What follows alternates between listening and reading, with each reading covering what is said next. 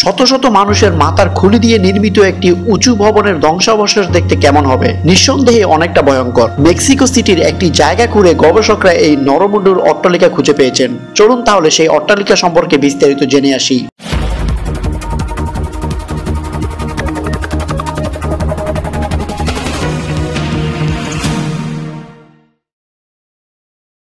কমপক্ষে 650টি খুলি আছে সেখানে। উপরের দিকে বসানো খুলিগুলো নারী ও শিশুদের। এই স্থাপনা আজটেক সাম্রাজ্য নরবলি সংস্কৃতির সাক্ষী।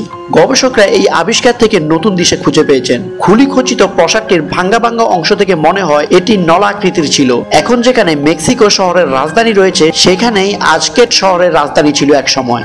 স্পেনীয় দখলদার যোদ্ধার কাছাকাছি আরেকটি জায়গায় একসঙ্গে বিন্যস্ত এরকম অনেক খুলি দেখে শঙ্কিত হয়েছিলেন অনেকেই। ওটা পাক উপনিবেশিক যুগের মেসো আমেরিকান সংস্কৃতির চিহ্ন বহন করে।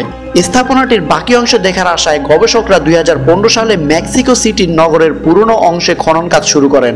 এই দলের সদস্য নববিজ্ঞানী রোদ্রিগো বোলানেস বলেন, নরমুন্ডের ছড়াছড়ি দেখে তারা ভেবেছিলেন এগুলো তরুণ যোদ্ধাদের দেহ অবশেষ, কিন্তু সেখানে নারী ও শিশুর অনেকগুলো মাথার খুলি দেখে মানুষ উৎসর্গ করার সংস্কৃতির ইঙ্গিত মেলে।